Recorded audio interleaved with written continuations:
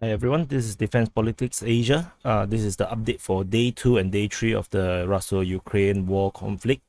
You can also find all this information all on defensepoliticsasia.com/Ukraine. So you can see it here. So you can have the strategic map that is updated as early and as timely as we can based on the intelligence and information that we can find on social media as well as mass media, some analysis, as well as major statements that are being mentioned by different leaders around the world. We try to put only the relevant one that we feel is important, as well as all the different articles regarding the conflict. So, coming to the SITREP, the situation report, the situation on the ground. You can actually go to the map and you can actually pick day 1, and then you can actually see this is what happened on day 1, which we had already covered. So on day 2, we can see that there are some advancement on day 2 for the Russians. So of significance is on day 2 was the Russians' capture of Chernobyl nuclear region, as well as they had a breakthrough in Melitopol, which is a regional small city, but is some kind of a transport hub of sort, because from here you can actually travel through to a lot of different places in the south of Ukraine. So let's see what else. And there was a push by the Ukrainian forces. They took below Vodsk. This, and then they also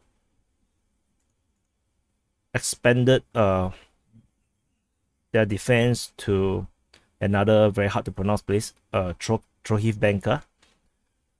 And this was generally the situation pretty much on day 2 as compared to day 1. Oh yeah, and there's also a big expansion in the Sumy front. As you can see that the area of operation pretty much expanded from just the early part of the day 1's conflict that's around the city of Sumy and Konotop, as well as this Nohovro-Seversky is actually surrounded.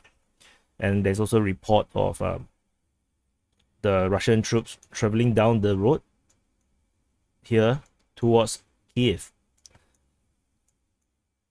Probably in a attempt to reinforce the eastern flank of the attack towards Kiev.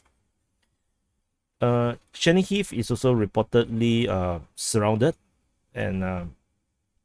but the defenses actually continues to hold. So this is pretty much day 2's update, and on day 3 there's a lot more bigger development, which is basically yesterday. There is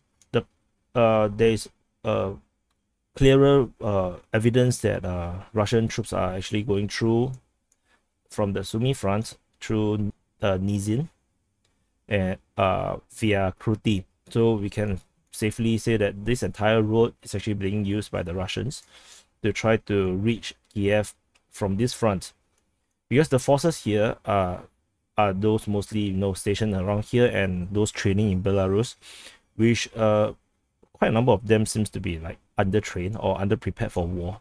I don't think they actually realize they're supposed to go to war. As such, the offense here is actually pretty much stuck. They are fighting reported in Troyskinia, as well as heavy fighting in Irpin and Bucha. At the moment, it's still unclear if the Russians actually took this area. But we quite clear that from previous intelligence that they have already taken the airfield here, the Antonov International Airport, and they also they also secure this entire blockade westward from Kiev. However, the attempt to encircle the city doesn't seem to have worked out yet. Kiev is still holding out very well. The president and his cabinet ministers are all still within the city. A lot of rocket attacks and missile attacks, but that's not going to do much unless they can hold ground, and land progress is grinding basically to a halt.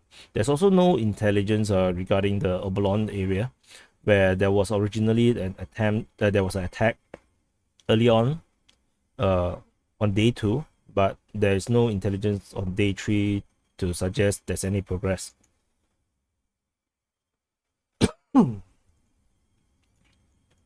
So on the Kharkiv front, basically there is totally no progress, except that there was videos showing that Russian troops are fighting inside Kharkiv, but even this it's hard for me to indicate anything that is very concrete.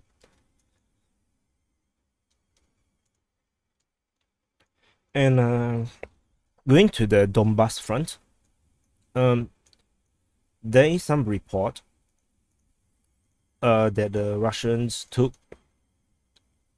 Makivka as well as Zerke or the Kulov.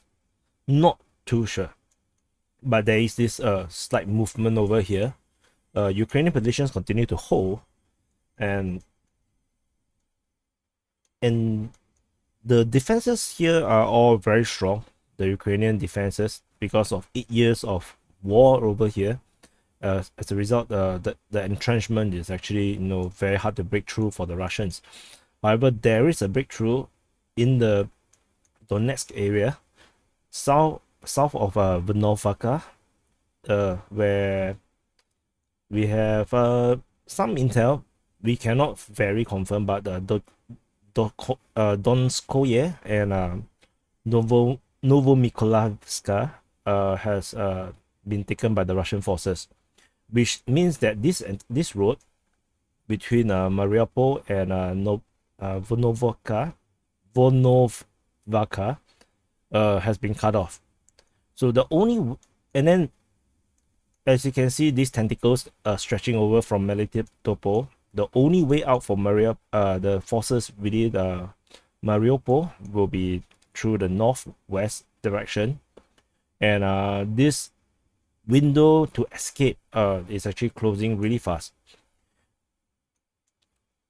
So let's go to the southern theater. On the 26th, which is yesterday, we corrected that Mykolaiv actually has not fall, because previously you can see that we assessed that it might have fallen, but it's actually not, so we have corrected it. There's a lot of problem with Kherson. The Russians doesn't seem to be able to secure this city properly.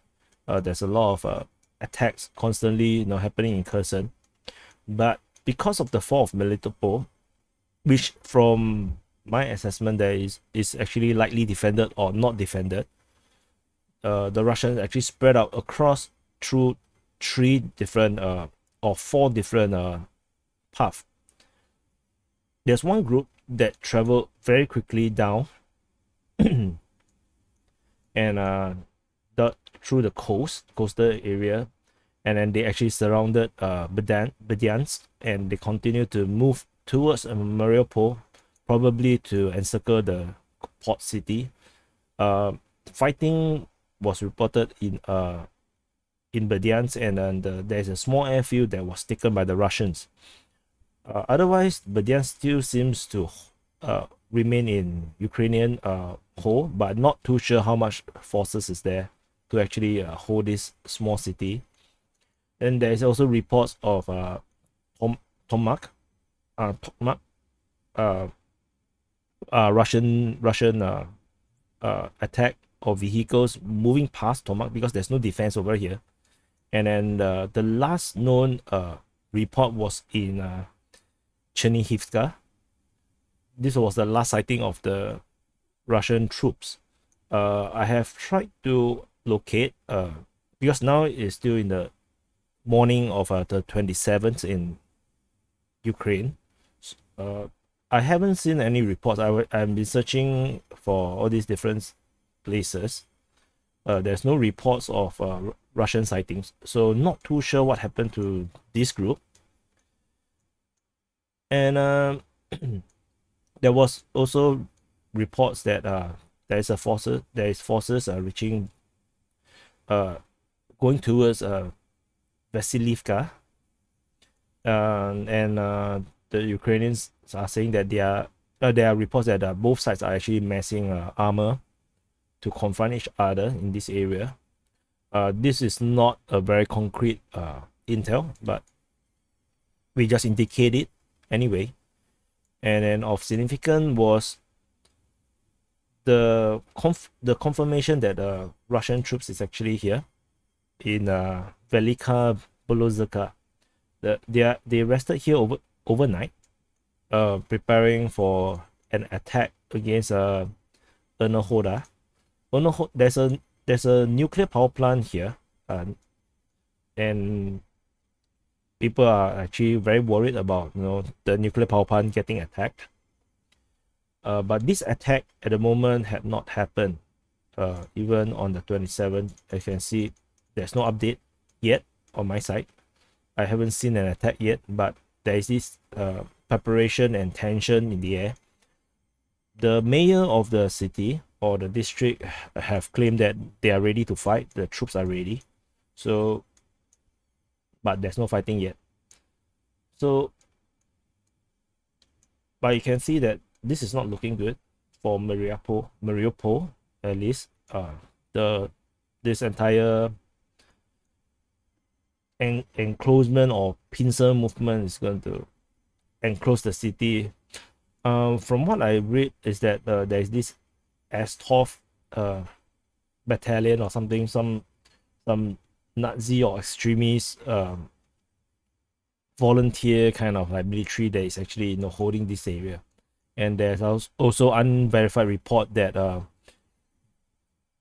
their guards are actually shooting anyone that's trying to escape from the city. So but all these are unconfirmed reports, but the video is quite scary. And this is pretty much what was the situation when I went to sleep. And then what was changed after checking most of these areas prior to the recording of this video. The only major engagement was in Mykolaiv. I mean, of course, there's still fighting in this city, but there isn't any clear indication of any changes. But the most major difference in terms of the strategy map was that the Mykolaiv attack happened overnight. There is some heavy fighting reported within Mykolaiv itself, but the Russians have retreated, so we have only indicated them to be maybe around here. Not sure where they retreat to, but we can safely say that this is at least within Russian control. And Mykolaiv actually still within fully under the Ukrainian control. It has not fallen, but this is a very important city because you can see how all the roads actually goes out from Mykolaiv towards different parts, different cities, to to this part, to this major city here, and then to Odessa. Odessa is one of the major targets, I guess, for the Russians, but they have been bombarding it, and there might be some commandos and commando raids and saboteurs, but there's no indication of any major army or battalions from Russia actually engaging Odessa yet. There's rocket attack, there's airstrikes, but pretty much that's all Odessa had been going through. So unless Mykolaiv falls, Odessa will still relatively be safe. So this is the report for the morning of at least local time in Ukraine. for the 27th of February. If you want to get the latest information, you can follow us on our social media, or you can actually go to our website at defensepoliticsasia.com/Ukraine to find the latest updated map. I will update this as much as I can within what is humanly possible. So I hope this helps, and please do subscribe and like the video, and if you can, do share the video as well. I think this map actually helps to put some perspective into what's happening, and because there's certain other sites that actually blanked out this entire area, make it but actually I don't think that's the reality. I think a large part of all these places is actually not Russian controlled, including here as well. So but at least I think this give a good feel of what is happening on the ground, and with any additional information I will do update into the website. Thank you, and please subscribe, and I'll see you in the next update.